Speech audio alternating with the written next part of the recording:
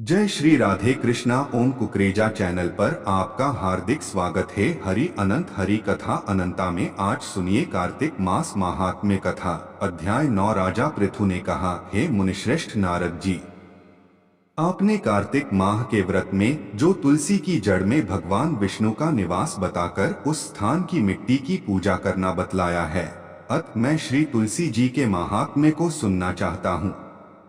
तुलसी जी कहा, और किस प्रकार उत्पन्न हुई यह बताने की कृपा करें। नारद जी बोले, राजन, अब आप तुलसी जी की महत्ता तथा उनके जन्म का प्राचीन इतिहास ध्यानपूर्वक सुनिए। एक बार देवगुरु बृहस्पति और देवराज इंद्र भगवान शंकर का दर्शन करने कैलाश पर्वत की ओर चले, तब भगवान शंकर ने अपने भक्तों की परीक्षा लेने के लिए जटाधारी दिगंबर का रूप धारण कर उन दोनों के मार्ग में अवरोध उत्पन्न किया। यद्यपि वह तेजस्वी, शांत, लंबी भुजा और चौड़ी छाती वाले गौर वर्ण, अपने विशाल नेत्रों से युक्त तथा सिर पर जटा धारण किए वैसे ही बैठे थे, तथापि उन भगवान शंकर को न पहचानकर इंद्र ने उनसे उनका नाम व धाम आदि पूछते हुए कहा कि क्या भगवान शंकर अपने स्थान पर हैं या कहीं गए हुए हैं। इस पर तपस्वी रूप भगवान शिव कुछ नहीं बोले।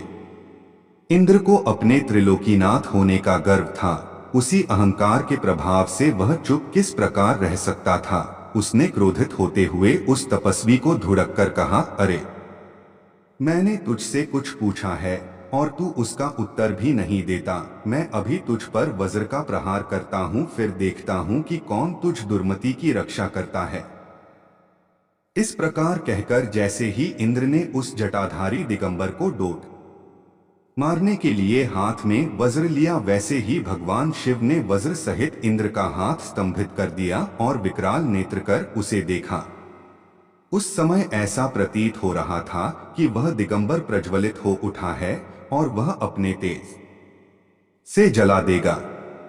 भुजाएं स्तंभित होने के कारण इंद्र दुखित होने के साथ साथ अत्यंत कुपित भी हो गया, परंतु उस जटाधारी दिगंबर को प्रज्वलित देखकर बृहस्पति जी ने उन्हें भगवान शंकर जानकर प्रणाम किया और दंडवत होकर उनकी स्तुति करने लगे।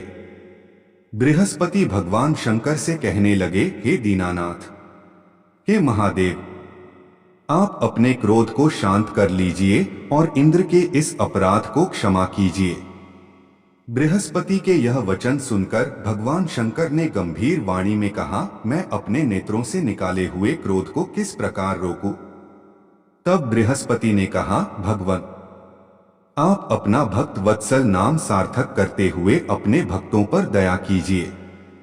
आप अपने इस तेज को अन्यत्र स्थापित कीजिए और इंद्र का उद्धार कीजिए।